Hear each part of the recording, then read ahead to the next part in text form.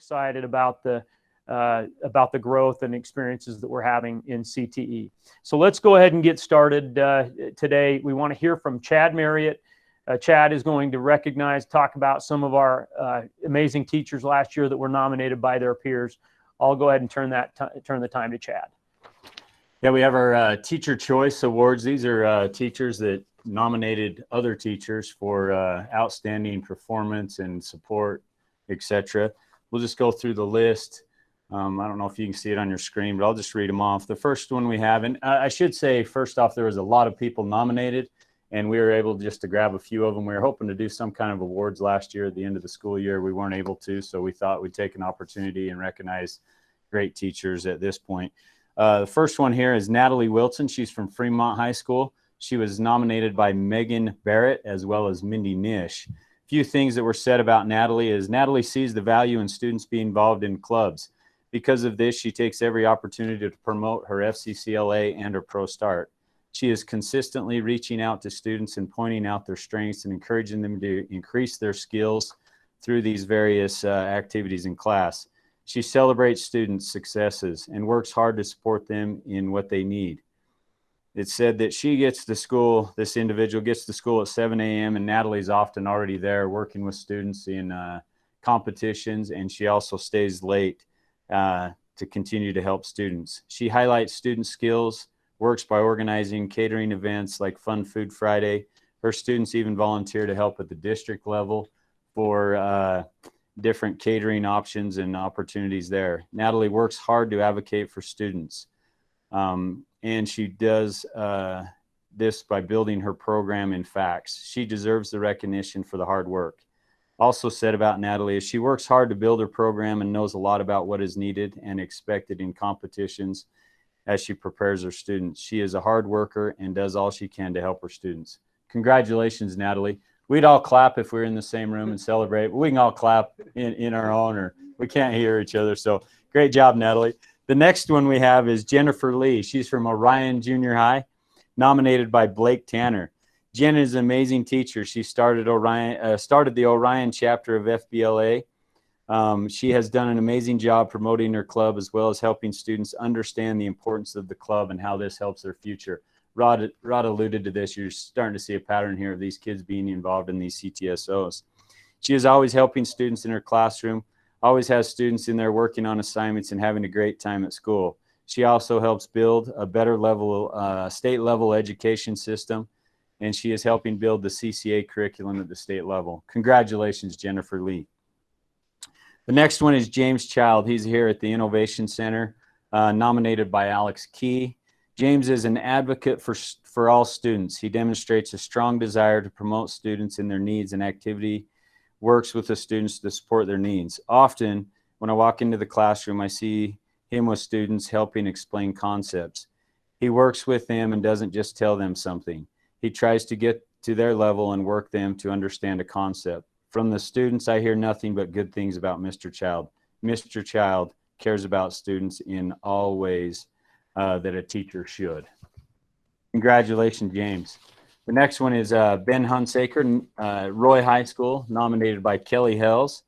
I think Ben is a great candidate for the CTE Choice Award. I've been able to watch Ben as he was a student teacher here at Roy. It was during this time that I watched Ben observe his peers and teacher leaders. He also could, so he could develop his own style of teaching. I've also seen Ben watch and be able to become comfortable in his teaching role on his own. He has been exciting about building up the school store by offering new products and promotional ideas. He has collaborated with the students to do vinyl banners for the store. I will never forget how he made an announcement, flyers he made, posters he made to talk to students about his first DECA meeting. I guess not too many people showed up to the DECA meeting, but Ben was not discouraged. He continued to work hard to build the DECA program, and he actually had 10 students that were able to qualify for state, and 2 of those are eligible to go to the national competition. And they were excited to compete in that. I believe Ben Hunsaker is a key to the success of DECA and CTE at Roy High. Congratulations, Ben. Adam Arndt from Bonneville High was nominated by Lexi Cottle and Tammy Weslowski. He promotes Skills USA. He tries to get a bunch of students to join because he sees the value in skills in all students. Comment was made, I joined Skills USA and loved it. Mr. Arndt was able to help us in any way he could to give students opportunities to compete and also to serve in the community. Adam is here first thing in the morning, stays late and mentors students in Skills USA. He also goes way above and beyond, ensuring students have what they need to be knowledgeable and develop leadership characteristics in competitions. He works tirelessly for his CTSO. He encourages students to expand their knowledge base in all areas of skills, which is many, not just automotive. So congratulations to Adam and all of you. We appreciate these nominations coming in, and there was a lot of great ones we read through, and we'll continue to recognize great teachers in all that you do. Thank you. I'll turn the time back over to Rod. Great. Thanks, Chad. Really appreciate that. Congratulations to all of our awesome teachers. We're going to try and do that each year. We'll send out an email mid-year, and we really appreciate, it's great when peers get an opportunity to recognize their peers. And I know that you know the amazing things that are going on. And anytime you recognize that, of course, Adam, Ben, James, Jennifer, and Natalie are all so deserving of this, but there were so many of you that are doing awesome, awesome things in CTE and remarkable things. And we want you to know that you're heroes. You're all heroes. So we want to introduce our first presenter. I've known Sara for close to 30 years, and she's a remarkable individual. She's an entrepreneur. If there's ever an entrepreneur, she's come in, purchased or become an owner of a company, a business, all things chocolate and more. We appreciate her being flexible and presenting earlier this morning. She's got a lunch crowd in Richmond Hill, Georgia, that's coming in at 11. And so we wanted to have her. She's owned all things chocolate and more for 3 years. Of course, over the last little bit, there's been a number of challenges with COVID, with restaurants. And I thought it would be great to hear from a restaurateur about some of those challenges and how they've worked through those and some of the successes that they've had as a result, and some of the lessons learned along the way. So it's awesome to have Sara with us today. She's her business, of course, I've been there, and her business is all things chocolate. And so it's a little bit like our love for my wife will always say, if a meal is struggling, just add bacon. And I would say the same thing goes for chocolate. It doesn't matter if you're struggling with something, just add chocolate. And I've been in there, and it's a remarkable place. So we want to turn the time to Sara Lopez, and we're excited to hear from her. Sara. Okay, can you hear me? Well, hello. My name is Sara Lopez. Thank you for the introduction. I'm more than honored to be part of this group today. Let me start to talk to you about my store. I have a chocolate store in Richmond Hill, Georgia. It's a little town. That's a big iPhone. It's a little town close to Savannah in south of Georgia. And during the COVID, we, like everybody else in the business or in the industry, we didn't know what's going to happen and what's going. We didn't know what's going on. And for the first 2 weeks, we were very scared. And most of us in the industry, we couldn't even sleep at night. I remember one night at 3 o'clock in the morning, we have a group of restaurateurs owner, a group chat. And it was 3 in the morning and I wake up and I just was like, okay, is anybody awake? And I was afraid to send a text because it was 3 in the morning, but still I did it. And I say, is anybody awake? And like 10 people reply, I am, I can't sleep. So we see that everybody was scared and everybody had the struggle. They didn't know what's going on. And we all support each other. We had a plan. We made a plan. We didn't have a plan, but we made a plan that probably worked, and it did work. So we, for the restaurants in my little town, we say, okay, let's see what time you open, what time you close, and we play with that. So when I was open, somebody was closed. We sell pretty much very close. The food is very close. So we were closed and they were open.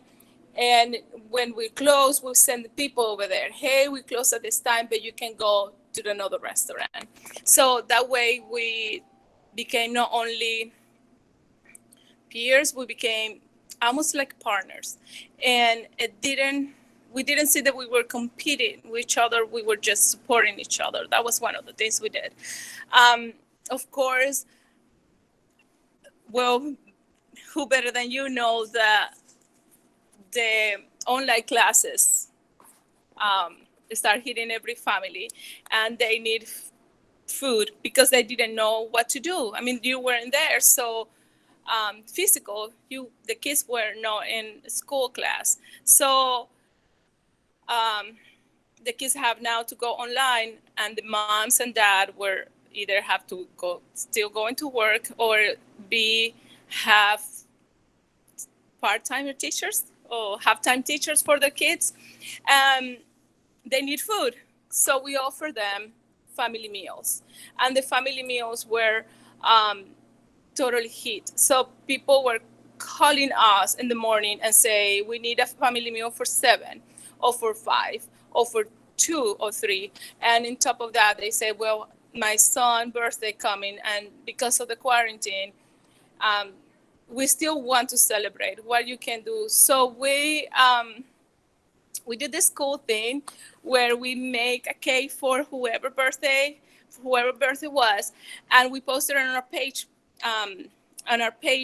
Facebook page, and we told the town, this kid or this person's birthday is today. We cooked this cake, and we all sing happy birthday, virtual happy birthday for them. And it was awesome. People get together, sing, send a message, and the kid or the teenager or the adult was super happy that people acknowledged them and wish them the happy birthday, or saying happy birthday for them. And you can tell I'm very nervous. I don't like to talk in public, and I'm doing this because the respect I have for teachers, the love that I have for education, and for educators, and because of the love that I have for Ronnie, which is, like he said, 30 years of friendship, and I know how much he loved what he do, and I know how much he loved my place too, and I'm very thankful for that. Another thing that we did to become stronger through this, we find ways to make things very creative for kids. So we make kits, and the kids were like, make your own cupcake. So we provide the cupcake already baked, and on top of that we provide the buttercream, and we let them select what color of buttercream you want. We make the buttercream, we make the chocolate, pieces of chocolate, and they can put the chocolate on top of the cupcake. So each cupcake was personalized. The kids made it. And if they want to cook their cupcake, we would just give them the dough, and we give them instruction for that. We did the same thing with lasagna. We provide all the ingredients, and we provide the instruction to make your own lasagna at home with our cheese, because we make our cheese here, and our marinara, of course. That was a hit for everybody, for us as a business, and for the town. Also, our community came together. I have a GoFundMe page, and the community was really supportive. That money was used to pay the bills, to pay the rent, so we didn't get behind on rent or any bill. The community also was really supporting and sending and posting our pictures and our posts. And the last thing we did, I don't know how much time I have. I know it's very little, and you can tell I'm very nervous too. And by the way, I'm from Venezuela, so my accent is a little strong, and I'm always very subconscious about people understand me or not. And I hope you guys understand what I'm trying to say. We partnered with somebody that sadly have to close her business. She couldn't make it through the hardest part. So I brought her here, and I give her the option to help us out to make the amazing things she made, which is she's a great master baker, and she started making great cakes with any type of theme, like Star Wars or Cinderella, the ocean. And every time she make a cake, people was just going crazy. And we sell right now, as last week, we have sold since April. No, she started working with us. I'm sorry, she started working with us in June. So from June to now, we have sold around 57 customized cake, which is probably don't sound that much, but it is. Every customized cake can take even 5 days to make. We have done that, and we did something for you. I baked the cake, and she decorated the cake. So we both. It was really good for us because she's awesome doing it, and we're still baking the cakes here, and she just do the decoration. I asked her to do something special for you guys, and we are made this that I'm gonna show right here. And I don't know if you can see it. Let's see. That is your logo. That is the logo of Weber School District. So it's an apple. And we're going to donate that to the local school and your name. So that also have helped us a lot to stay in business. We changed our register system, so we have a system that's easier right now to operate, and people can order online way easier than before. We also partner with several delivery companies like this one's right here. We have DoorDash, Grubhub, Uber Eats, or Postmates, and we have a local company that only work in this place. So I want to show you a little bit of the candies side. This is part of the candies that we make here. This is part of my store. We do have strawberries and, of course, a bunch of cakes. And I think that's all that I have to say for now. I hope that is good enough for you. I know you guys are going to have a great school year. It's going to be different, but it's not going to be bad. It's going to be awesome. Thank you. Hey, Sara. Thank you very much for taking the time to be with us. We really appreciate you. She's fantastic. You can tell, a couple of things that are so remarkable about Sara is she's a fighter. I mean, she understands, and she's compassionate, and she's a business owner that wants to do some good in the world, and has. And she's helped a lot of people through chocolate. That's the thing, is we all have an opportunity to make a difference in each of our areas, and hers is chocolate. I loved a couple of messages that she had in there about collaboration, how she worked with other people. They didn't see themselves as competitors, rather they joined together. I think that's a great lesson for each of us. The social media piece was awesome. You could tell that she was learning that, and that she quickly adapted, and the flexibility that she had to learn some of the online software things. And there are all kinds of other messages you can share in the chat. It'd be great. We're recording this, by the way, so if you would like to go back and watch it or show it as a field trip, we like virtual field trips. I mean, she's in Georgia. That's amazing. So to have her be able to show us around, and we really appreciate Sara also donating that cake. So that's awesome. What I would prefer is her sending it to us. But that's fine. If she wants to donate it to that school, that's awesome. No, I'm just playing there. So it's so great to have her there. Now we're going to go right into hearing from a different pathway. So we've heard from someone from Facts, a little bit of business. There are a number of messages there. And again, thank you, Sara. We appreciate you. Thanks for joining us. You did great. And now we will hear from Matt Maxfield. Now, Matt is the vice president of Klymit. Klymit is an outdoor gear company that is actually in Kaysville. Now, this is an area that I love because it combines so many different areas in CTE. Matt has a background in engineering, mechanical engineering. He's a BYU graduate, which we can forgive. John Donnelly likes that, but go Utes. And so we are excited to have Matt. Matt is the vice president of product and operations there at Klymit. We were able to tour their facility here about a month ago, and what an amazing place. And what was really remarkable about it is it wasn't solely about engineering and production and innovation. Rather, he was interesting because he talked about how when he comes up with a product idea, he and his partners had to learn to sew. And so they were actually sewing there in the business, in the company. They weren't shipping out their sewing. They wanted to see what the product was going to look like, and they did their own sewing and had to learn themselves.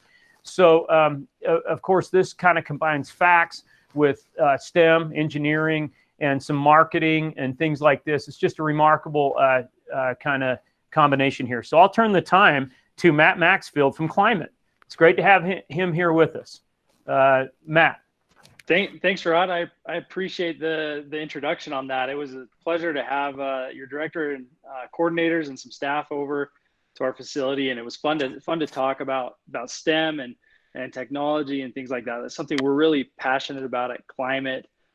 Personally passionate, just because that's kind of the path I took through my education and things like that.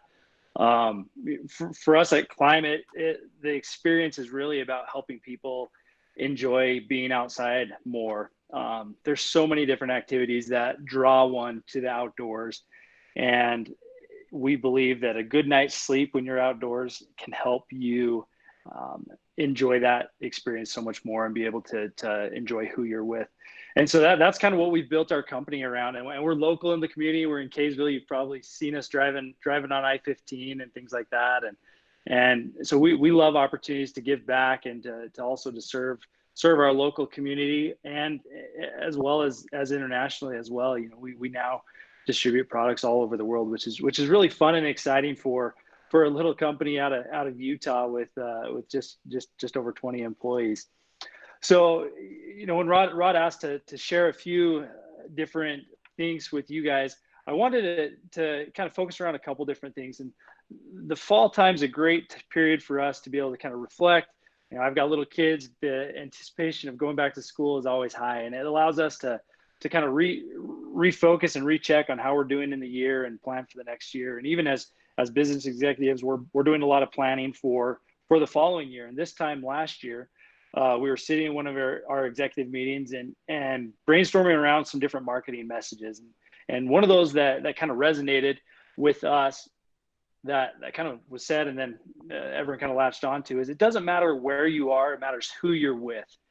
And that message resonated really, really strongly for us with some of the product we were going to be launching in this year, and really focusing on who you're with rather than where you are. It don't necessarily need to be deep into the backcountry to enjoy those experiences. Well, little did we know what actually that might mean, and how 2020 might change and adapt to where we're at today.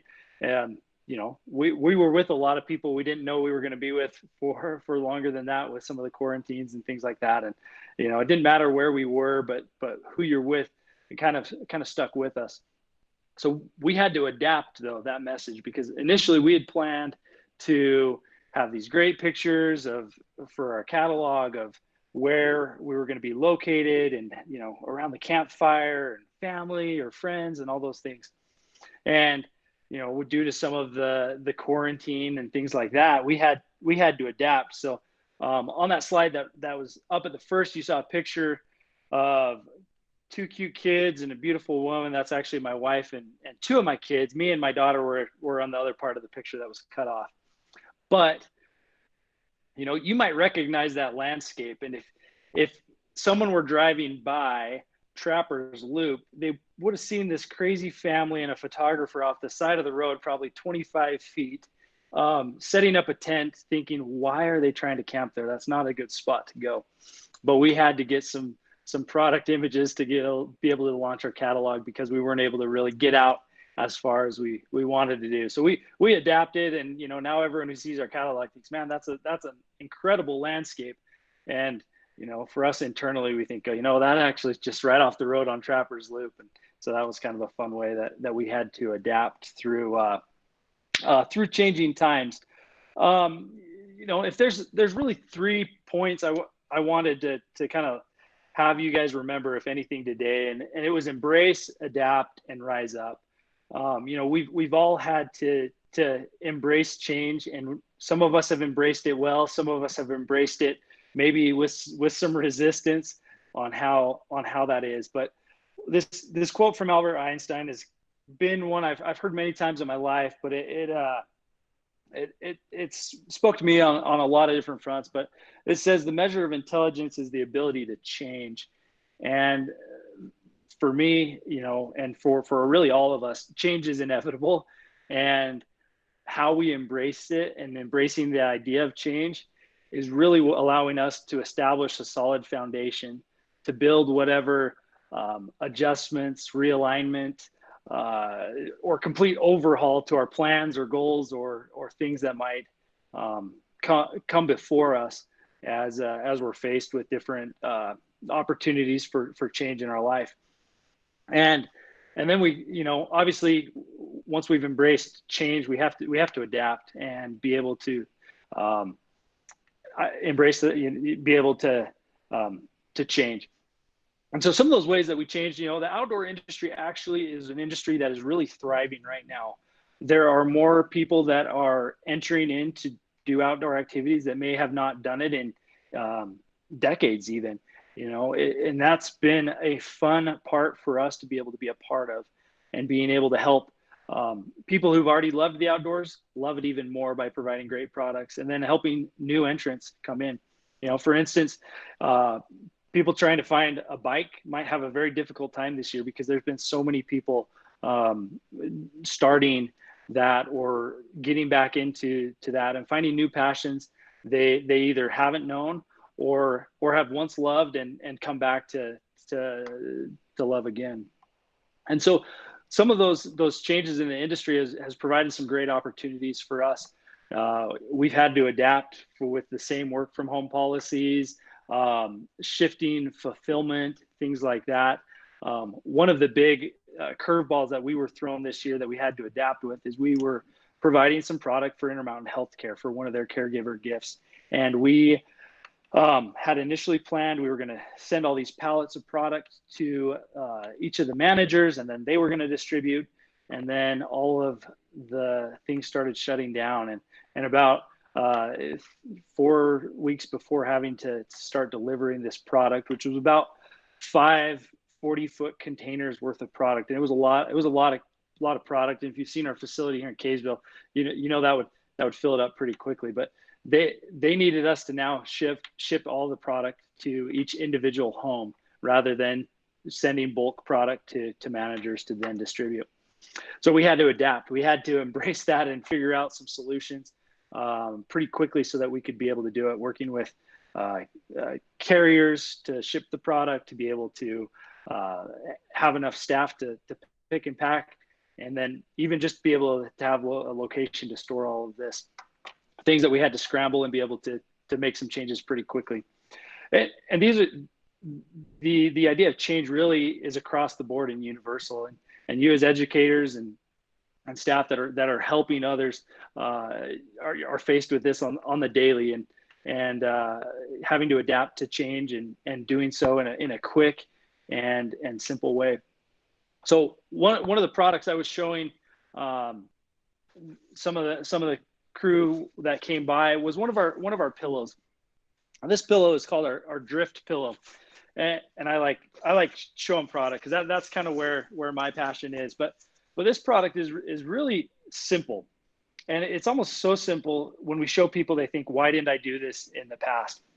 And so this is a pillow that has a pillowcase that is kind of water resistant, dirt resistant. It can drop in the ground. But that's one of the challenges with taking a pillow outside is you don't want to sleep on a pillow that may have dropped in the ground or has gotten something spilled on it. And so our design team came up with just a simple solution to be able to do that. And the pillow essentially just adapts. And so this pillow has another pillowcase that rolls out, and you're able to just take the pillow and just shake it down into the other side of the pillow. That now has a soft, plush pillow for sleeping on when it comes time to sleep. And then when it's time to pack out, you just turn it over, shake it down, and roll that up, and now it's in the protective mode. And that simple change creates a big impact when it comes to comfort outside. People are very particular about their pillow and how they sleep. And that idea of simple changes making big impacts is one that we've really focused on at Klymit. So tweaking that message of it doesn't matter where you are, it's who you're with, meant rather than doing it around the campfire, we started taking pictures of around the backyard campfire or around the backyard iPad with a fire on the screen and things like that, and being able to tweak those messages there.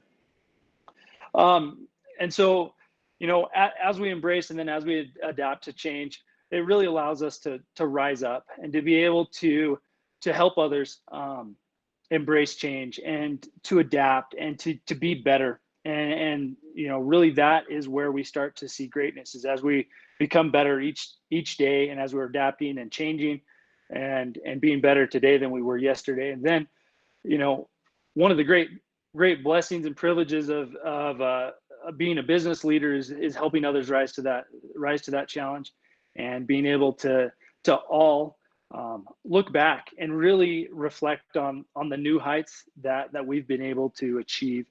And for us, even with many challenges and many,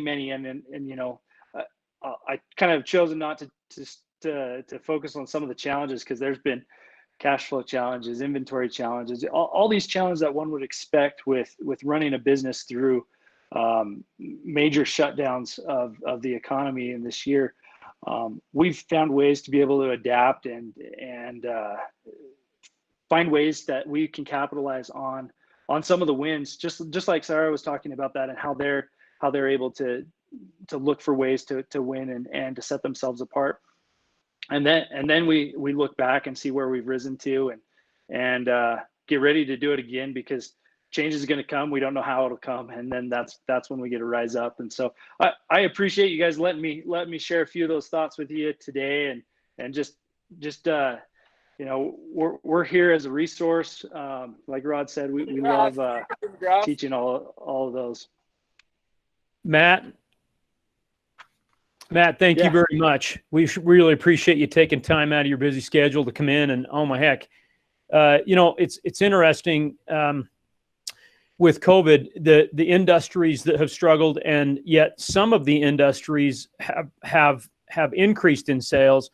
And you hear about the boat market and the market of like recreation vehicles and outdoor stuff. And I know I'm one of those people that a couple of years ago, I wondered if people were going to ever really collectively across society rediscover the outdoors. I mean, I've always loved the outdoors, but it seemed like everything was so digital that people were staying inside a lot. But it's interesting to see the demand for outdoor products. And I mean, you can't find campsites right now. People are buying up all kinds of things, mountain bikes and things like that that a year ago, that wasn't the same demand. So I just think this is worthy of note for sure. I'm so glad that we came across some of your products. My wife works for IHC, and so it was really funny one day. She was talking about her favorite blanket and how cool it is, and we wish we had more blankets like this.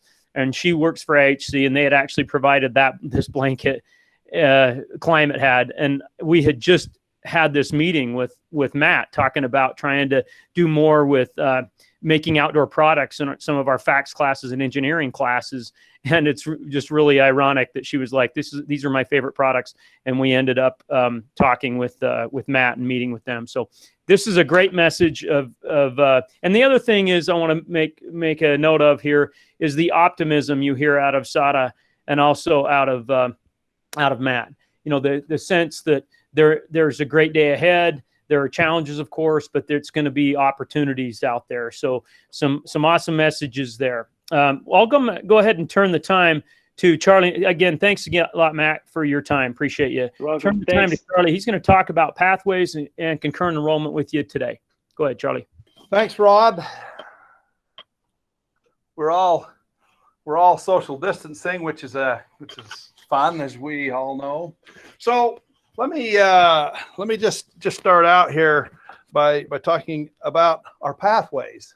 And we've talked about pathways a lot, and what we've decided is sometimes a kid finishes a pathway, but it's by accident. And it's just because he likes you. He likes you as a teacher. He shows up to your class because you have inspired that student in some way, shape, or form. And they want to come back, and so they have you again. And then we, at the end of the year, we check their schedules to see if they've, we check their transcript to see if they fulfilled a pathway. And by golly, as it turns out, they have. And we give them a certificate, and they say, well, how did I earn this? Well, it's because you took a series of classes that helped you to fulfill a pathway. So a pathway, it's a map to help a student to fulfill a group of classes. And these are your classes. And we worked really hard to make this booklet. And this booklet has all of the pathways that the school district offers. It doesn't have every one because we don't do every pathway, but you can look through one of these and you can find you can find your pathway. And you can be the teacher that does that. So what I wanted to do is I want to talk about a culture change, a thought about, hey, if you take these classes, you can complete a pathway, and this pathway may be your interest. And just because you're in a pathway doesn't mean you have to stay in that pathway, but we need to begin to talk about pathways if we're going to change this thing of saying, well, I completed a pathway, but I didn't know how I did it. We need to make it a little more focused, and so we need to talk about the culture of a pathway. So on the website, on the CTE website, it comes up, and you can click on the pathways, and I have done that there on the screen. And it talks about each of your pathways, so you can find them on the internet, and so they're right there.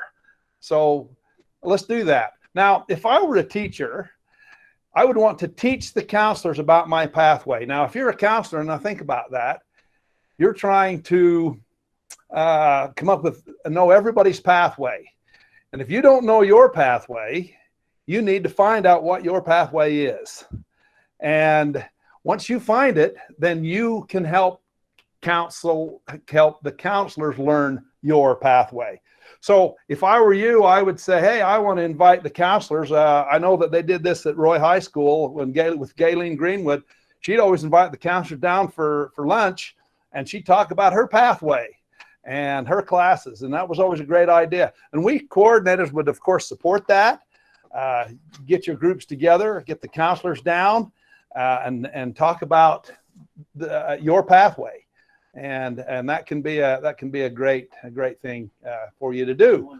And here, Rod's got this. Here, each of you have here's a hospitality and tourism. There's your pathway. It's right there. These are the classes that you need to take, the elective courses that will help you fulfill a pathway. And this is good for you.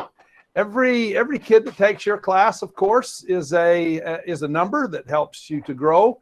You can grow your own pathway. It's a great recruiting tool. It will help you to keep your classes full. Now, I can't say enough about this. I've said this before. You teachers, please, we now have online registration. You can get on there and show students how to register for classes. They need to register for your classes and teach them how and know where your classes are. So pathways are a great thing. They're good for us. They're good for CTE. They help us generate funds. It's always a great thing for us to do that. So next thing I need to talk about is concurrent enrollment. Now, we've been in contact with Weber State all summer long, trying to figure out, well, how are we going to do this? If we're going to go online, or are we going to, how's this going to work?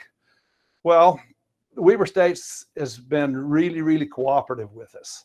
And if you're going to teach some of your concurrent online, you'll just need to work closely with your departments, and they're going to work with us. They've been, Nicole Butler, who's in charge up there with Weber State, has said she's been in touch with all the departments. They want to keep these students going, and as do we. So work with us in our office, in your CTE office, and of course work with Weber State.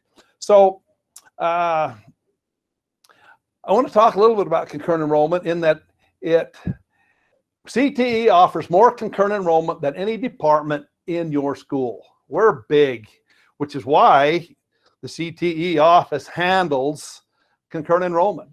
That's why it's on our radar, is because we offer more of it than anybody else. So this is a good thing for us. Some CTE courses meet the general ed requirements towards an associate degree at a university. And so some of your classes, the classes you teach, help do that. And of course, earning dual credit, high school credit, and college credit all at the same time. Wow, what a deal. And it's a great recruiting tool. Use it as a great recruiting tool for you.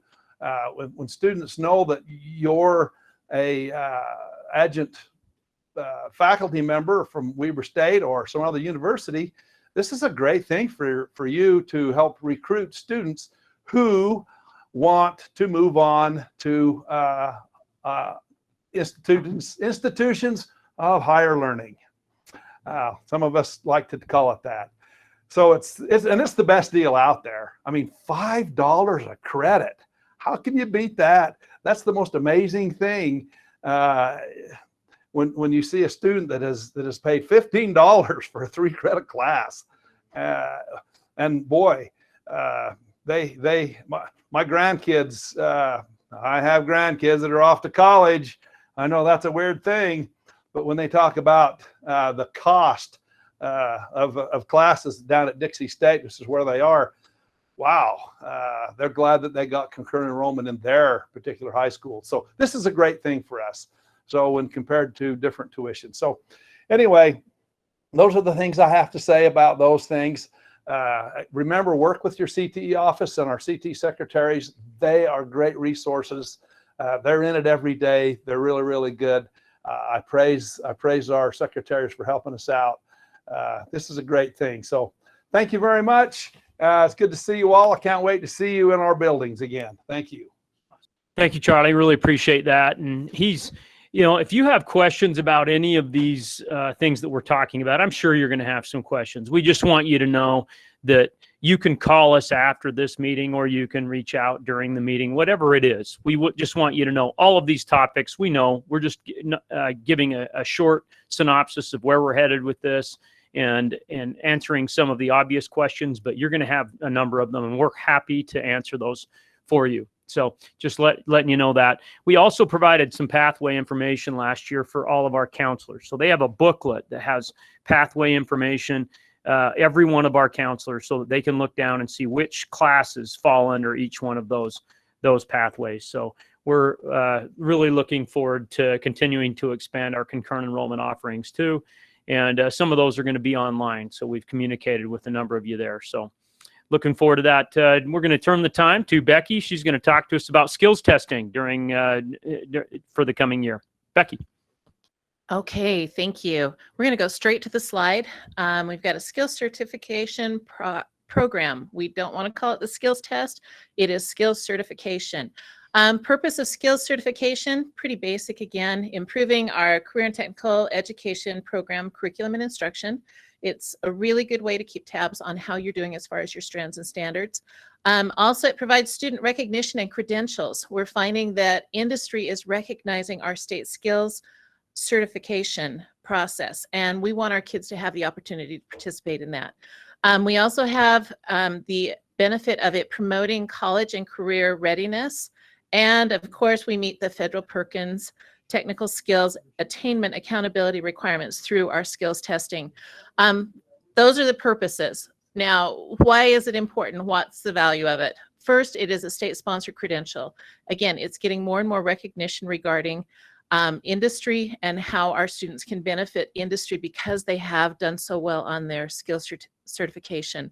It is also showing a certificate of education and experience. So it's showing what our students have accomplished. It's another great opportunity for them to build their portfolios. They have a lot of options to put this into both a college portfolio or a job portfolio where it can be showcasing their talents and skills.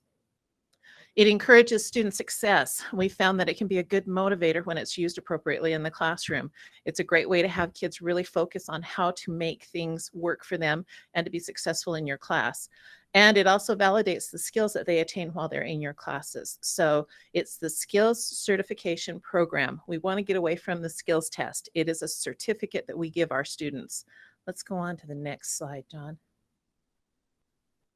So you should see on the one side of this, you can see the skills certificate. We really want to encourage our kids, and I know it's hard to get them to keep them, but it is a benefit for them to have these particular certificates.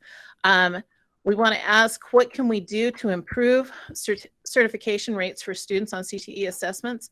Please, please, please teach to the strands. It's there in red for a reason. When you teach to the strands, that's how you're most able to cover the materials that your students are going to be utilizing when they take this skills certification assessment. There's a bookmark there for you. You can see it takes you to the state website. You can pull any of your skills testing there. Good information on it regarding what you can do and what you need. So take a minute. We're sharing this PowerPoint. Make sure you bookmark that so that you have it on hand. With the performances this year, that was something that was a big question, especially at the end of last year. We really want to encourage you to go ahead and push the performances, get those taken care of for your students. And then if you need to, we can schedule appointments to have them come in. We were really successful the end of last year with helping our students, especially in our health sciences, come in and finish up those performances so that they could receive their certificates. So looking through, there's a lot of different ways that we can utilize the strands and standards to help our students be more successful with skills testing. Okay, John, can I have you go to the next one? There we go. All right, Precision Exams is the facility or the platform that we use for our skills testing, skills certification. Sorry, I'm working on it too. Please bookmark the Precision Exams. For those of you that are new to the program, be a great idea to go in. There's some super training on precision exams. We also have additional things that are available throughout the district that if you're concerned about it, we can get you hooked up with ways to learn more about it. You need to create your teacher login with your Cactus number. If you don't have that, we need to make sure that we help you get it. So please holler at one of us as coordinators or come to a CTE office. We can help you get that taken care of. All of your assessments are housed here. You're also going to find some excellent data reports that can help you see where your students are successful, where you can improve, and also look at ways to collaborate with other teachers in your area to strengthen our skills certification. Additional trainings are available on this site. You can see the training right across that top portion there. It's a great place to start at. And again, we have some really good experts in every one of your buildings. So take advantage of your teachers there in your CTE group. There's all kinds of good things you can do. And that pretty much covers up skills testing. Great, thanks, Becky. Really appreciate that. Becky mentioned earlier, you know, the issues that we could have potentially with if we were to go to something more intense in terms of levels of precaution. If school was just, you know, it was suspended or people were having to learn online. as they did in the spring. We just want you to know that the system is built for that. They can do proctored testing through precision, and you all are hosts of people last year, and some of our folks in automotive and other industry testing did incredible things with setting up times when students could come in and get those industry tests taken care of. So we just want you to know that we will continue to communicate with you in the event that something changes this year. But for right now, yeah, testing is full on, and we're planning on that. And if something happens that we're unable to do it live, there will be accommodations made. So we wanted to make you aware of that. Also wanted to let you know that professional learning communities are a great way to really align your curriculum and help with some of your skills testing and things. And so those professional learning communities, much like what Sara was talking about with collaboration, working in teams to solve problems, that's what PLCs are about, is teams working together to help solve problems. And so a lot of you did that this summer. We paid you for 3 days to get together and be able to help solve some of those problems that you're seeing. And that is done best in those collaborative groups. I know that our schools are aligning their early outs so that you can get together a couple of times a month and to be able to collaborate more frequently during school hours so that you're able to do that. And we just wanted you to know those professional learning communities are absolutely invaluable with this process. And we advocate for you getting together and working together in those content groups, not just in the broad content areas, but you sort of break down your ag classes into 3 or 4 different classes so that the teams are in 3 or 4 and you can get so much done in those groups. So you've done a great job, and we really advocate for you doing that. That's why we wanted to compensate you this summer to be able to get together. So we really appreciate you doing that. And I've seen some of the things that you've done this summer, and we want to continue that. So great job with that. I'm going to turn the time to Trevor to talk to you about CTSOs. Okay, glad to be here. Really strange to stare at a camera, but glad to know that you're all on the other side. So I want to talk about a few things. First, I wanted to thank all of you for the initiative that you all took last year. Rod gave us out a big initiative to grow your O, and we started new chapters in junior high schools, and a lot of us took our chapters to the next level and trying to get a few more members and trying to do a few more things with each of our chapters. And I continue to encourage you to do that this year. So we may face a few challenges, but I think that we're starting to realize more than ever that kids want to come to school for more than just curriculum. So they're always looking for a way to connect and get involved with others. And so we want to remind you that a CTSO is not just an extracurricular, something that we do outside of our classroom. It should be something woven together. And so I was talking with Rebecca Hackey a couple weeks ago, and she shared with me one of the activities that she had, and she had worked with a few other teachers, and she was adapting it to make it work for her. And so she was taking the Educator Rising in her CCA class, and she made it, right? She was like, do I make it a bell work? Do we do it as a day activity? And it was 30 impromptu cars so that the kids could do that event and they could introduce it. And there's multiple ways that she could take that event and decide how to make that work in her classroom.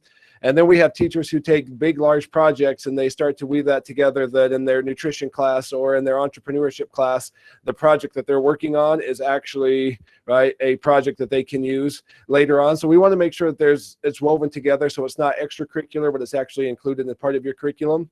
And then a lot of us have seen the impact that we've had on students' lives, and knowing that there is the social, emotional learning and the life skills that we're teaching along with being a part of these clubs. Some of these kids, they get so excited for the projects they do, and it's the self-worth and the being able to present. Some, it's the first time they've ever done a job interview or had to talk in front of someone.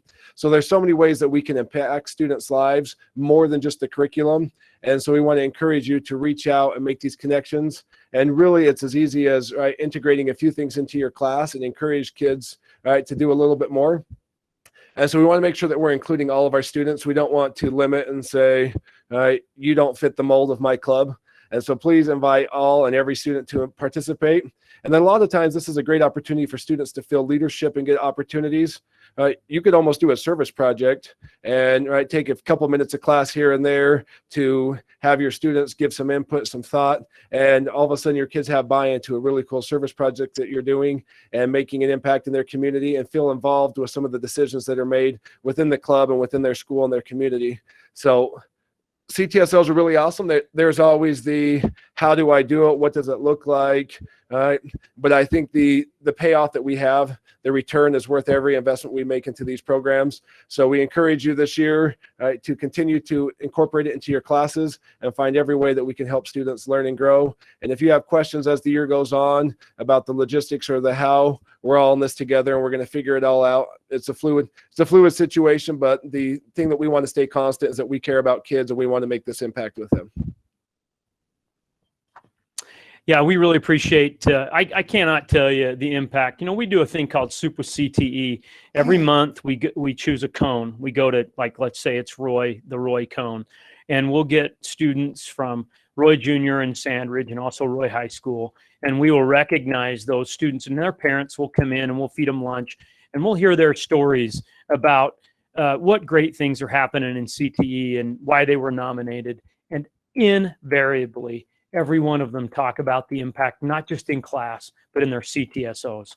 Your extra effort to involve them in those. And these aren't always your winners. These aren't always the people that are going to win state and national contests. These are people looking for association, an adult relationship with you, social interaction with their peers. That's the amazing thing that you're doing with CTSOs, is truly you are changing their life. I've told the story before about my best friend Rob, who Dave Green got him involved in billboards when we were a senior. Well, he owns a billboard company now. That was his project when he was a senior. Not every story ends like that.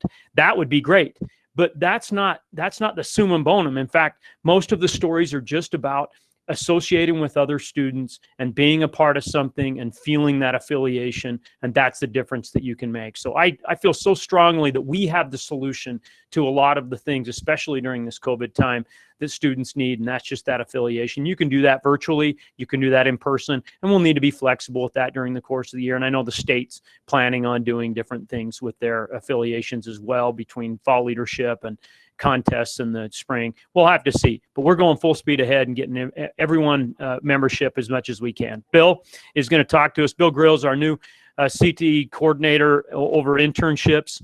We're going to have him talk to us next. Thanks a lot, Bill. Thanks, Rod. Hey, welcome everybody. Good morning. I've had the opportunity to be over the internship program.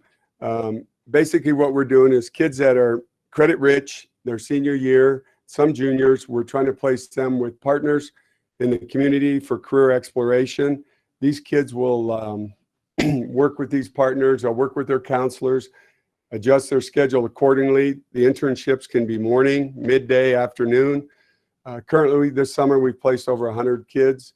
It's been a challenge because we've lost all of our medical. The hospitals have shut us down. Police departments have shut us down, but kids have got a lot of interest. And this has been a great opportunity for them to go out and explore their career options and find out if this is really something they want to do, or if this was something they didn't care for. The next thing with these internships is our partners.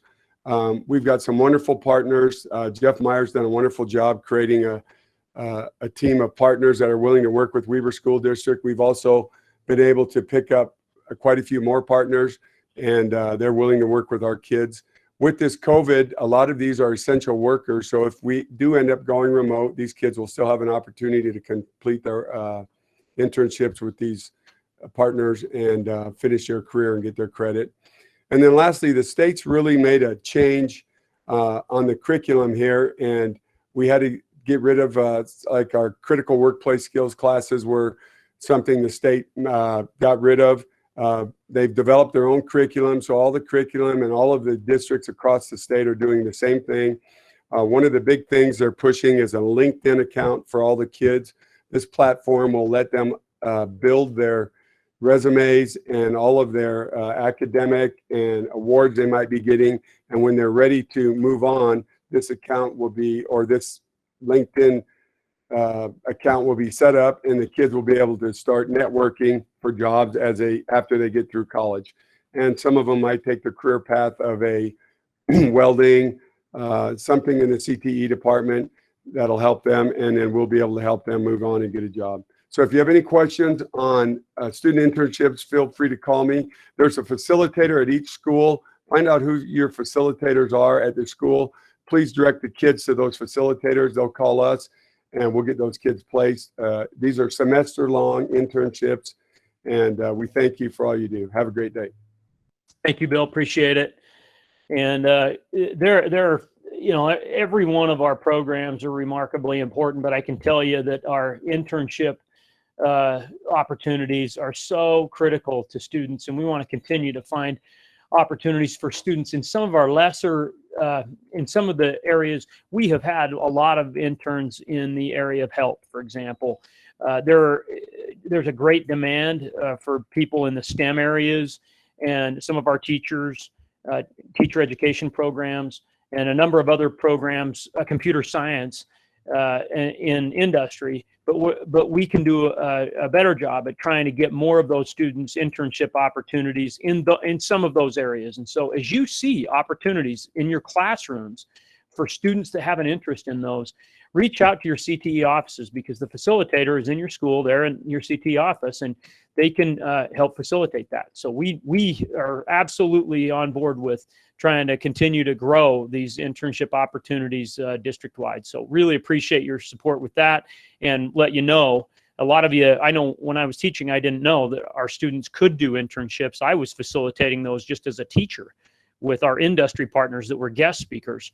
But of course, now we have an individual that does that in our district. And so once you find the student that wants to do an internship, reach out to us and let us help them with that. Let Bill help them with that.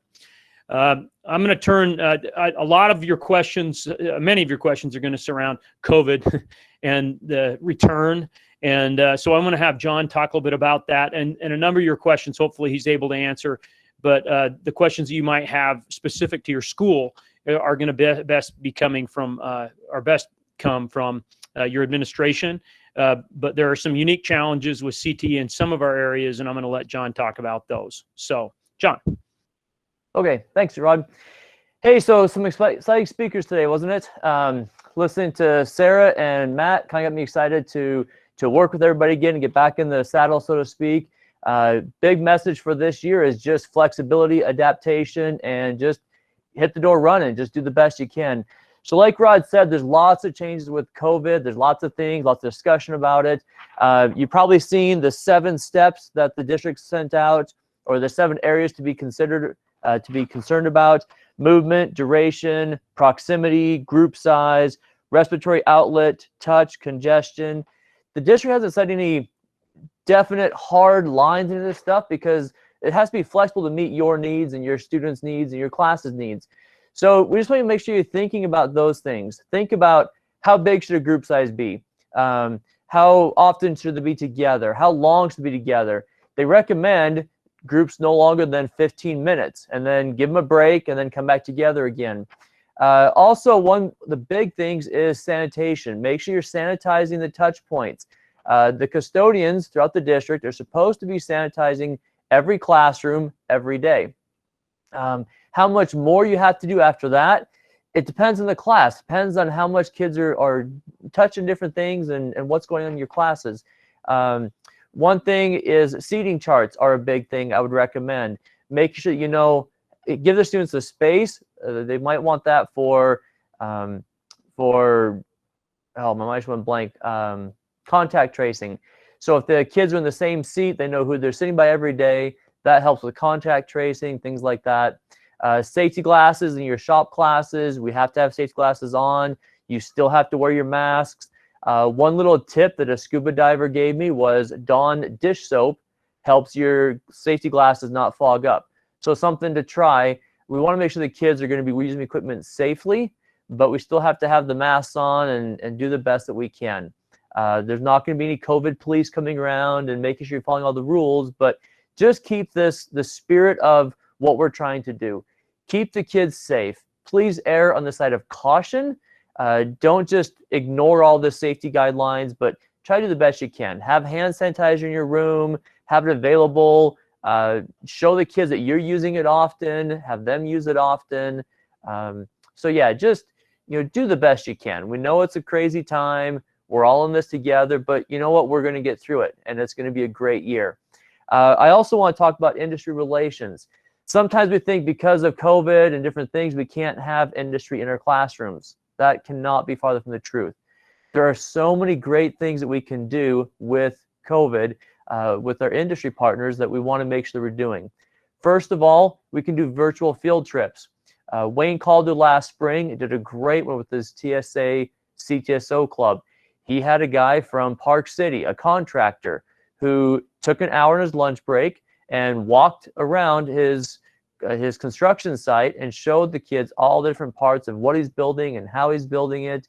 And it was a great field trip. I think Wayne had over 100 people in that virtual field trip. You can record that. You guys can get together your PLCs and you can coordinate. Each person in a PLC can coordinate a field trip and then share that link with everybody. These can be district-wide field trips. It doesn't mean just your class. JD Machine reached out to us last week, or a couple weeks ago actually. They would love to do virtual field trips. And so we've got all of our engineering teachers lined up and our junior high tech ed shop teachers lined up to do a virtual field trip with JD Machine. Most of these companies would be more than happy to spend an hour, do a field trip with you, show you anything you want to do with them. Now, if you want to have them come as a guest speaker, again, that's another great option. Just make sure they check them at the office so that they know who's in the building. But you can still have guest speakers come in. Make sure they're following the COVID precautions the best that we can. You can also go on field trips if you need to.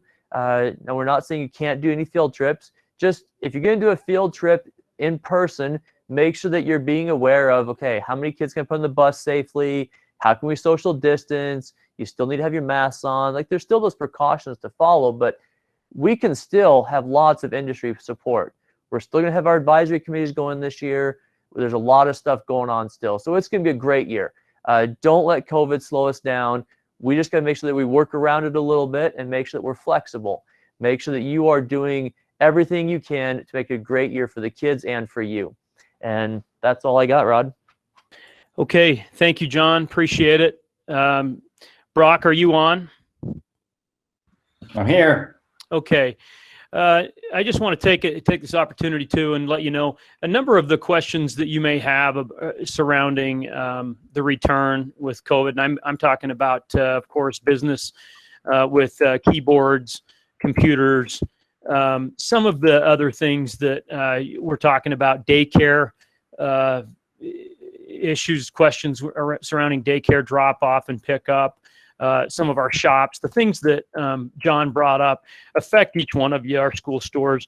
And that's why our coordinators have reached out to you throughout the summer, is to try to get your feedback. And you're going to be able to give feedback as the boots on the ground in a lot of cases better than we are. And so that's why we want to involve you in this process and let you know that if you have questions, and you will as we get back going again, or even between now and next week, please reach out to your coordinator, to myself.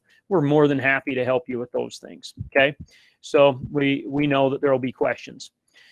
Hey, it's great to hear our concluding speaker, presenter today is Brock Blake, and Brock Blake is a former student from Bonneville High School. He's a Bonneville High alum. Woo woo! We got some Bonneville High alums out there. It's great to have Brock with us. A few months ago, I was watching CNN actually, and they were presenting on some of the struggles with small businesses, and they brought on a presenter on CNN that talked about some of the solutions for small businesses. And I, of course, like you, have dozens of friends that are owners of small businesses. People like Sara Lopez and people like Matt would qualify as a small business owner.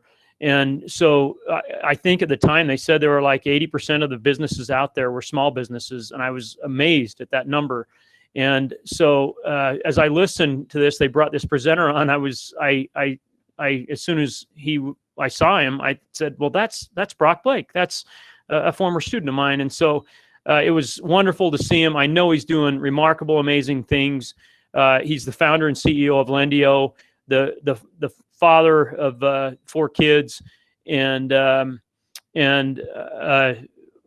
is the owner and CEO of this the largest marketplace for business loans in the United States. And so it's great to have Brock here. I know that he has done some amazing things during COVID partnerships that he probably wouldn't have found without going through these. And he's going to talk to us about some of the lessons learned here. Just without further ado, great to have Brock Blake here with us today. Thanks, Brock. Go ahead. Thank you, Rod. I think of Rod Belknap as Coach Belknap, because he was our coach back when I was in high school, and so I just always kind of think of him as Coach Belknap, and I appreciate what he's doing. It's been fun to follow his career. And before I start with my comments, I just want to thank you as a parent of 4 kids and a member of the community. What you do is blessed work, and I'm so grateful for all that you do in the community and for our kids, and especially during this time of COVID. I feel passionately that going back to school is needed for the youth and for their emotional well-being, and there's risk with it and everything else. I know that. I'm just grateful for teachers, for each one of you and across the nation that every single day help with our kids. So thank you for all you do.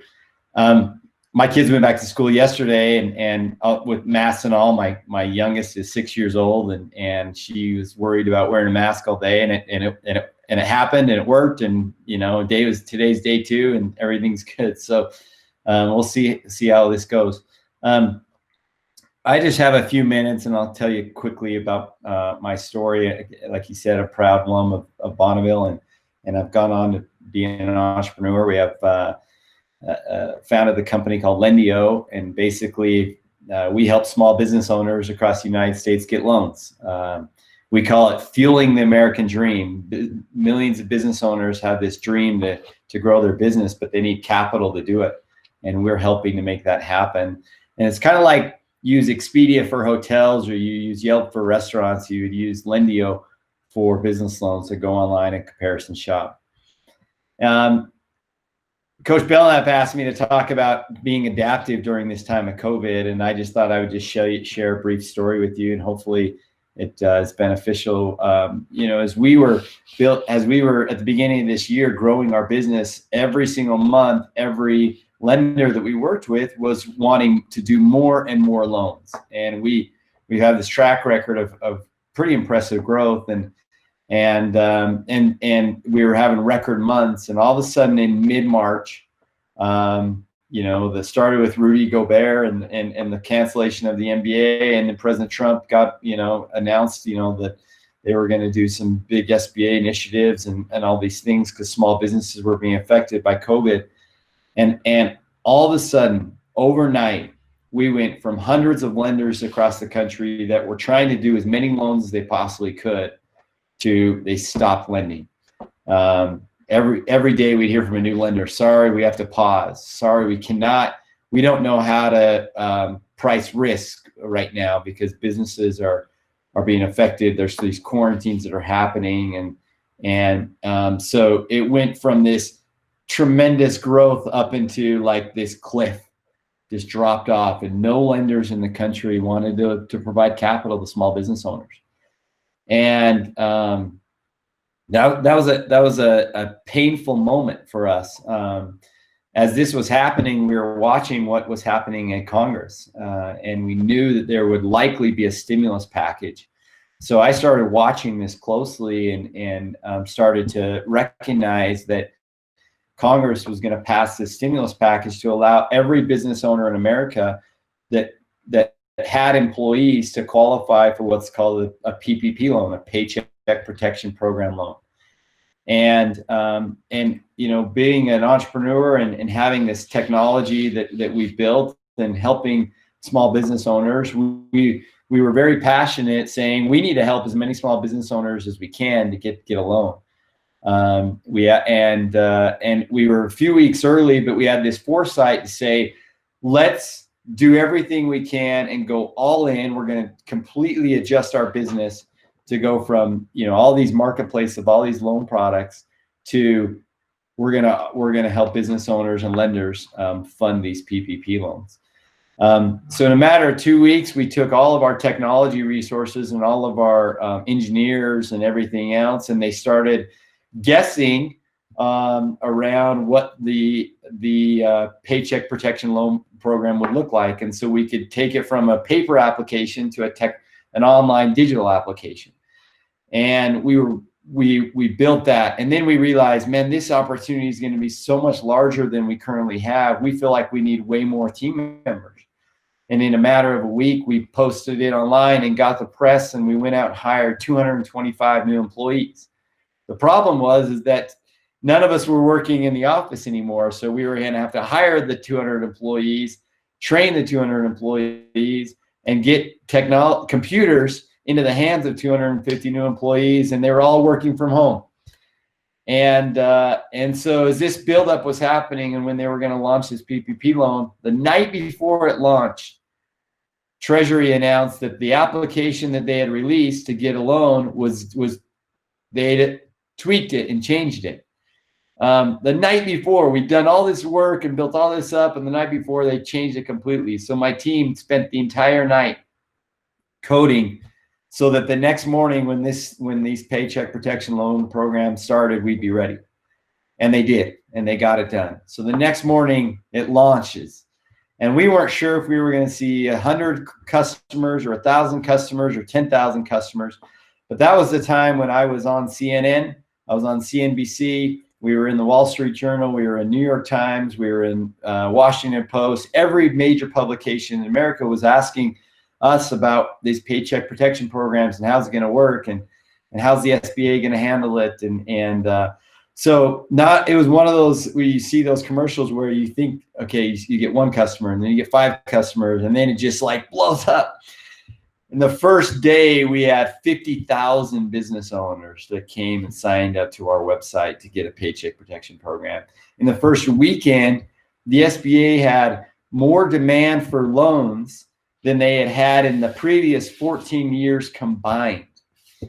And fortunately, our systems held, and then just one more aspect of this story, and then I'll wrap up because I know we're short on time, which is we had all these customers, and we had a couple hundred lenders that were willing to fund the loans, but the lenders had so much demand for loans from their own customers that they said, you know what, we're not going to take on any new loans. We are going to only focus on our own customer base. So we had that launch on a Friday, and on Monday or Tuesday, we now had nearly 100,000 business owners, and a big portion of them, about 50,000 of them, they did not have a lender that would actually look and underwrite their loan, because all the lenders said, I'm not going to take on new customers. I'm only going to focus on those customers that I already have a relationship with.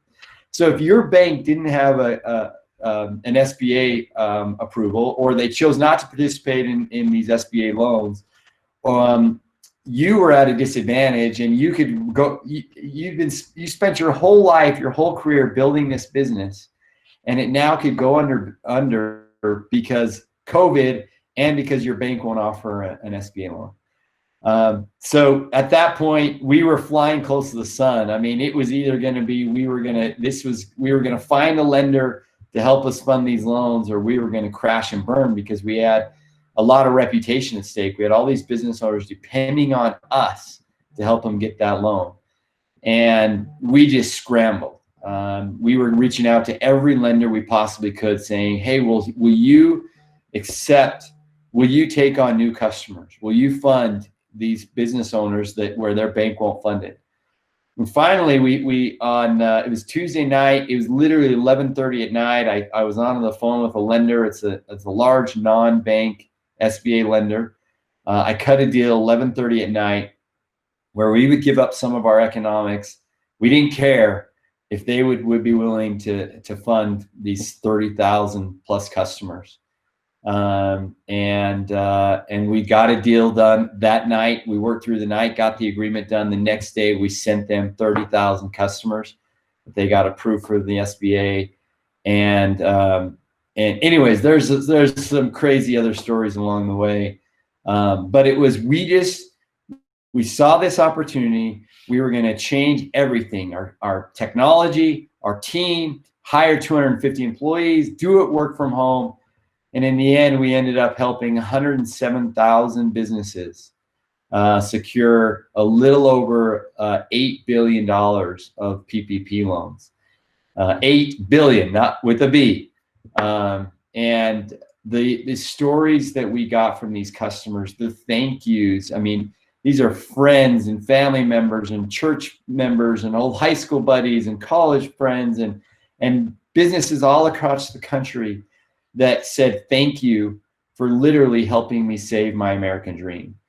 And it was one of the most painful, challenging, difficult experiences of my entire career, but also one of the most meaningful and the most gratifying and the most, it was just an incredible experience to be able to help the backbone of this US economy, these small business owners, stay in business and get the loans that they need. And we look forward to this next round of PPP and seeing if we can help a few more along the way. But, you know, that's my story of being adaptive. You know, none of us chose this COVID pandemic, and it affects us, every single one of us, in a different way.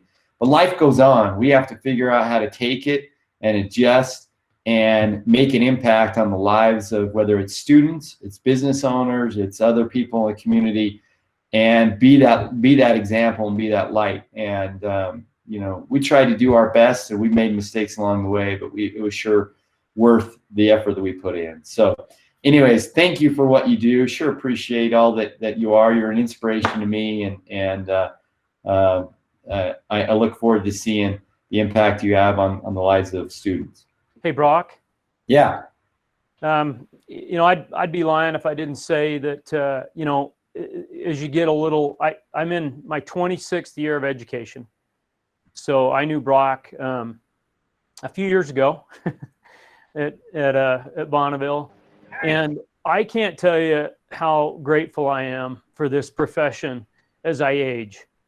As I get older, you get sentimental for sure, but I can tell you that it gets more and more special to see your students down the road helping other people. Now, Brock was a special student even back then. I knew he was so capable. He was intelligent and well-spoken and all the things that you see here. None of those things surprise me, that he's gone on and done awesome things. But the fact that I was able to learn from Brock and be around him and associate with him made my life better. And I am so grateful to still have a relationship with my former students. And I think for some of our young teachers, our first and second and third and eighth year teachers, you have to remember this life, we're going to get older and we're going to see students down the road, and we're going to have these relationships that are so rich and so different from the ones that we had. What year did you graduate, Brock? I graduated in '99, and I sure didn't appreciate teachers very much back then. And I probably gave Coach Belknap a lot more problems than he's letting on. I was not but man, as you age, you do sure appreciate those individuals that stepped up and took an interest in you. And Coach Belknap was definitely one of those. Yeah, and so I just want everyone that's within earshot here to know how special that relationship between teachers and students is and are, because it gets better with age. And I am so grateful for the opportunity to teach and to be around education, involved with education, and know people like Brock. So thanks a lot, Brock, for being with us today, and good luck through all this, and we'll talk later. Thanks, Brock. So, you know, we're coming to the close of our meeting here today, and there's a couple things left. We want to spin the wheel. Some of you are here for the prizes. Hey, we're glad to have you, and we're going to be spinning here in just a minute, and then we're going to close with watching our CTE Field of Dreams video. And I want to make a point here.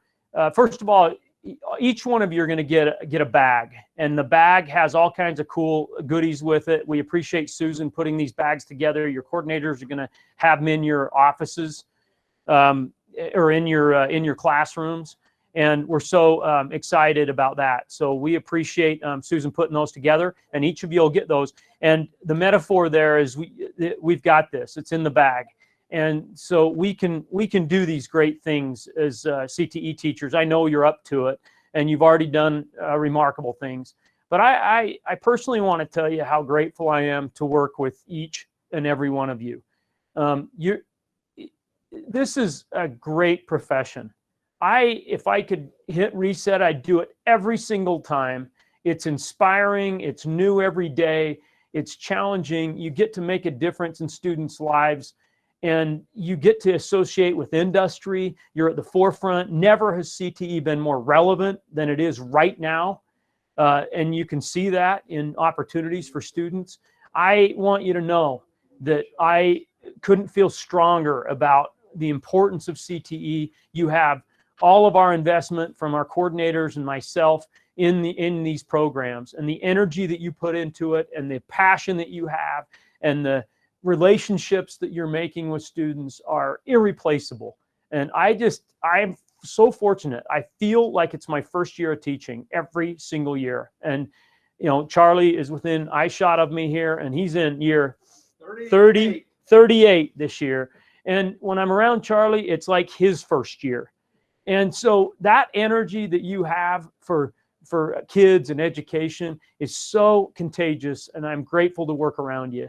Please let me know how we can make your job easier, better, and how we can help you. So thank you for an awesome intro today, for taking time out of your schedule to be with us. And hope you enjoyed these speakers. They talked about flexibility. They talked about doing great things. They were optimistic. You saw some of the amazing things that happened out of the difficult circumstances that they found themselves in. And that's what I thought would be awesome, would be to hear their stories and to realize that so much of your story is similar to theirs, and we all intertwine. Appreciate each of you. I appreciate each and every one of you for the job you do and the remarkable things that you're about. So we're going to spin the wheel now. Without further ado, Susan's here. What we're going to do is we're going to spin the wheel. We've got about 20 prizes. We'll spin it. We're going to hold them up. Okay. So once your name comes up on there, we've got all your names in there. Once your name comes up, then we're going to hold up the prize that you've won, and then we're going to stick a name on it, and we will make sure that it gets to you. Okay? So that's where we're at. After we're through with the prizes, then we're going to watch the video that so many of you are in, and we thank you for being with us. So spin the wheel. Hey, you guys are going to bring me another prize. Melissa Powell. All right. Melissa Powell. Okay, and we're just going to... Stud finder. Stud finder for Melissa. She's doing some redecorating. Kevin Jensen. All right. Chair. He's got himself a CTE chair. The most comfortable chair made. Life straws when you go hiking. Marin Malin. Marin Malin. We saw her on earlier. If you happen to not be here for this, then we're going to respin, and you're going to have to tell that person that they don't get the prize. So must be present to win. Mary Ann Broberg. Okay, we're still spinning. Can they see the spinning? Yeah. All right. Yeah. Yeah. Thanks, Ryan. Claim your prize in the chat. That'd be great. Jessica Baxter, Walquist Eagle. We got a pillow. Oh, yeah. Back pillow. Very nice.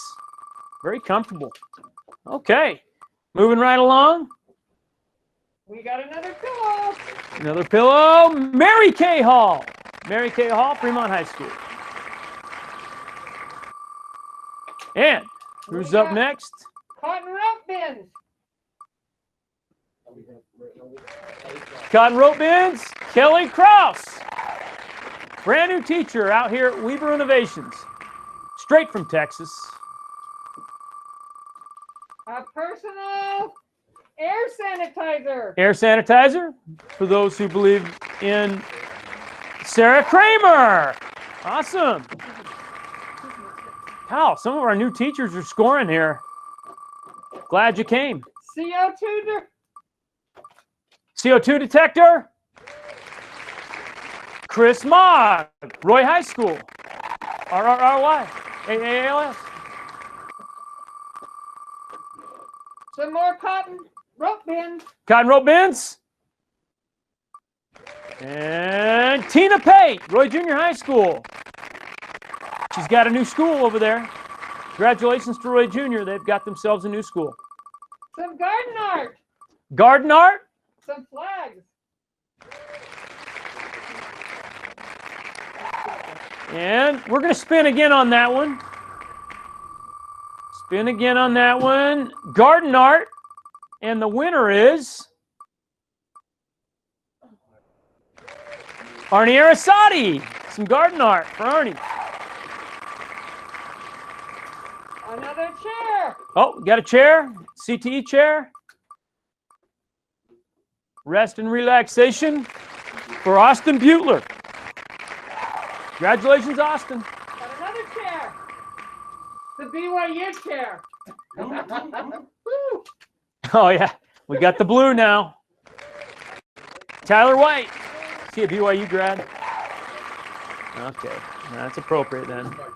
You can trade them in for different colors if you'd like. I got another step finder. All right, stud finder. Carrie Hunter. Congratulations, Carrie. Okay, we got a rolling cooler. Rolling cooler. That's a cool prize. No pun intended. Julie Webb Townsend. Congratulations, Julie Webb Townsend. Okay. Julie Webb Townsend was also in an IHC commercial, so if you see her, I mean, I don't want to make it public or anything, but congratulate her. And the winner of, the DeWalt tool set, Stacy Harris. Congratulations, Stacy Harris. Got another rolling cooler. Rolling cooler. And it's Alicia Bartlett. Congratulations, Alicia Bartlett. There are quite a number of winners. Garden flag. Arnie was our last winner of that one. And it's Wayne Calder. Also a member of a new junior high school. Another blue chair. Blue chair. Hopefully it's a BYU fan. James Child. Or USU, I guess. We could go with that. An Aggie fan. All the chairs, right? Yeah. Yep. There's a garden flag. You can put your Dallas Cowboys flag on it if you'd like. Amy Herrick. Congratulations, Amy. They sell those Dallas Cowboy flags on Amazon, $11.99. You can get Cincinnati Red ones also. Chair. Another chair. Kathy Osberg. Congratulations, Kathy. Okay. Kathy's not working this year. Okay. Russell Olson. Congratulations, Russell. We got a couple more chairs here. And Leanne Nada, a blue chair, appropriately at Fremont High School. Red chair. Ruth Bitter, congratulations. And that's TH Bell. So red, that's perfect. Wow, it's really falling into place here today. Another red chair. Tierney Wilson. Yeah, at North Ogden Junior High. Fax teacher. We don't have purple chairs, so sorry, Tierney. Jeremy Butler. Probably a Ute fan.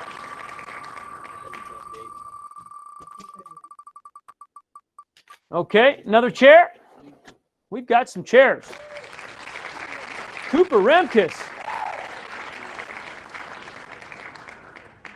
Yep, congratulations, Coop. Okay, we got some. Got some pillows? Outdoor pillows. And that is Lisa Murray. Congratulations, Lisa. Walkwist Junior High. A tool set. Another tool set. Hopefully that is Jerry King. All right. You don't have to use those at work, Jerry. You can use those at home if you'd like. 3. Okay. Bags.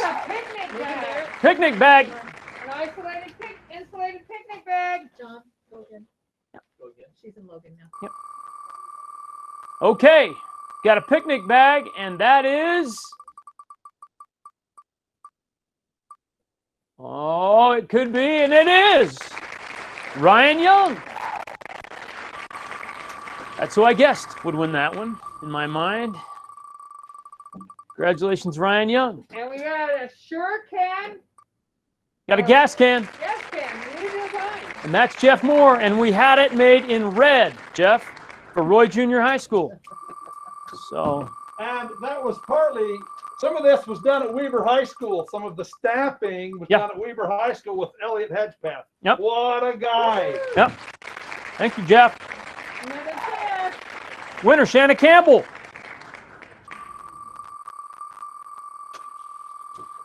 I don't think I mentioned before, but we had a great Educators Rising event last year at the end of the year. So we'll continue to build that. Melissa Judkins.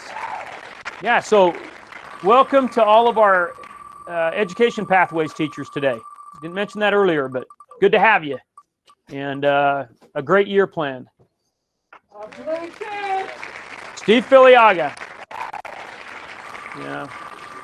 Yeah, switch him, give him a red one. I don't want him turning down. Change that one out. Sorry. Steve will have to switch with somebody and paint it. Ashley Hamlin. Another chair. Okay. Sorry. Congratulations. And Cash Morgan. Congratulations, Cash. This, oh, Cash is really cashing in. Oh, man. Okay, so we got 2.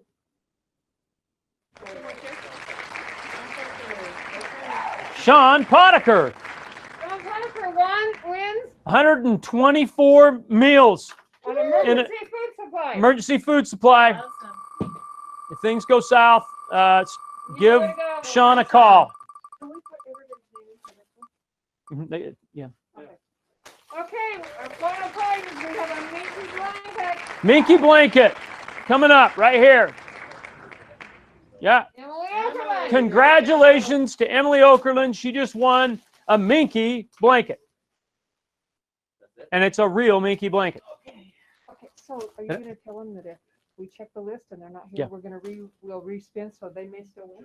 Yeah, so there may be 4 or 5 people who weren't here today. That's fine. What we'll do is once we know that, then we'll respin because we'll have these prizes available. And then, so you might be saying to yourself, man, I didn't win today. But you may find out later today you did. So don't give up hope, okay? So it's appreciate you being with us today. Anything else, Charlie? No, that's it. Becky, thank you. Thanks to Susan for buying all the prizes, setting up today. Really appreciate her help. Thanks to Ryan James for his technical assistance today with our first virtual CTE Institute. Thanks to all of our guest speakers. Thanks to John for running the computer during this, and to each of our coordinators for their contributions today. And thanks to all of you. Now, here's the thing. Before you sign off, we're gonna show our video.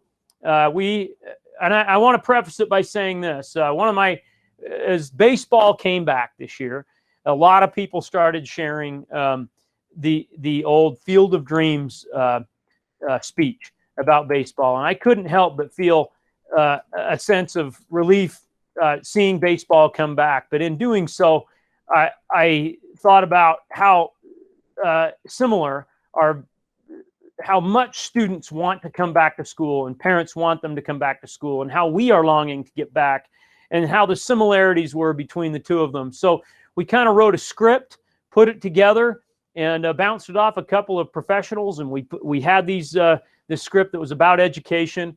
And then we asked the coordinators to reach out to some of you, and dozens of our of our great CTE teachers came together and had a line or two and talked about the great programs that they're doing. And I just love the line in Field of Dreams that says that we're about making dreams come true. And when we first started this meeting or this conference, we had the line going from surviving to thriving. And when we finished things up in the spring, or when we went to COVID in the spring, it had this feeling like we were just about surviving, just trying to get through it. And we were all feeling the same way that way. But as we move from surviving, we want to move into thriving and really do some great things this year. And I know that you're up for it and you're about to do those things, and you've been preparing for this. And we want you to know that you've got all of our support. And so going into this video, I want to thank everyone that participated. It's a really cool video, I think, that that shows the amazing teachers you are, how much you care, the incredible programs that you have, has images of our schools, and it also has this tone to it about how much we love kids and we want them to come back. And I just really felt like that was a great message for us coming back. And thank you for making that happen. So we'll play that and we'll make that video available to you so that you can use that again if you want to, for whatever reason, show a family member. Some of you, it's your first film debut and you did a great job. So thanks a lot for being a part of it with us. And thanks for joining us today. Have a great rest of the day, and let us know how we can help.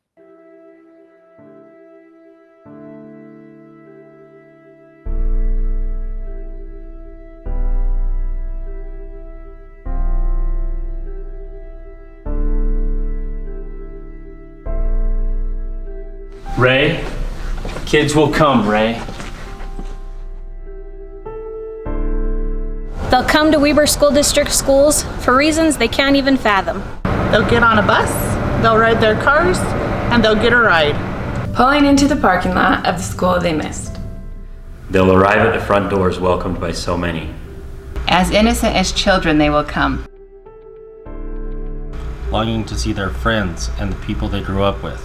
To be with incredible teachers, administrators, counselors, and many others who care and have missed them. Of course we don't mind when they come. We'll welcome them. For it is for peace, connection, and belonging that they've sought and wanted. And they will walk down their halls to their first period class and sit in their desk in their school clothes on a perfect morning. And they will find that they have a chair or desk reserved just for them. Where they sit, just as they did as children, surrounded by others, longing for the same thing. Being taught by our heroes. And they will go to remarkable classes and learn incredible things. Family and consumer science.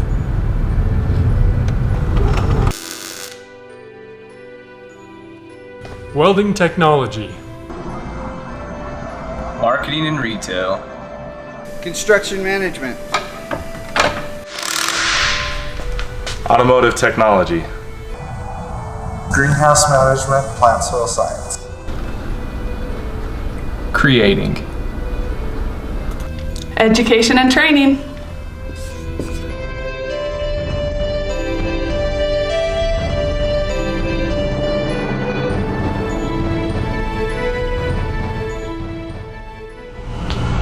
They will be inspired and introduced to new ideas. They'll discover opportunities they never considered and develop skills they never knew they had. They will talk of what they did this summer and of the great things ahead. And it will be as if they dipped themselves in magic waters. The memories of the past will be so thick that kids will have to brush them away from their faces.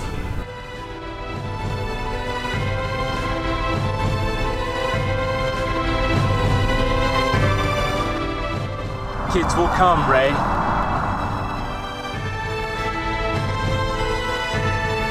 The one constant through all the years, Ray, has been education.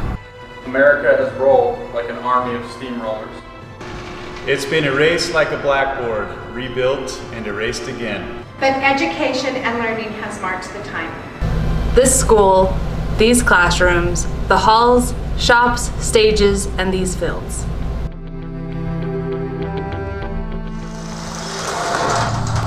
Education is a part of our past, our present, and our future Ray. It reminds us of all that once was good and that could be again.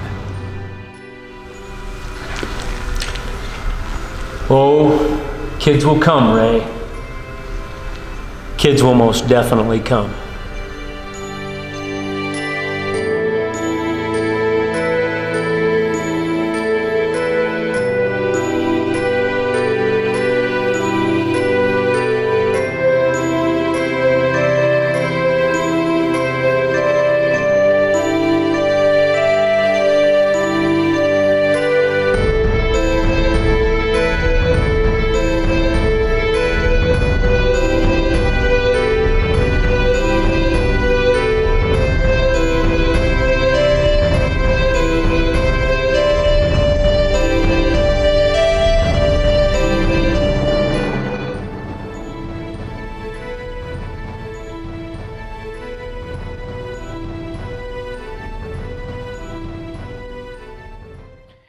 Thanks again, everyone. So appreciate everything you do. Have an awesome start to the year, and let us know how we can help. Take care.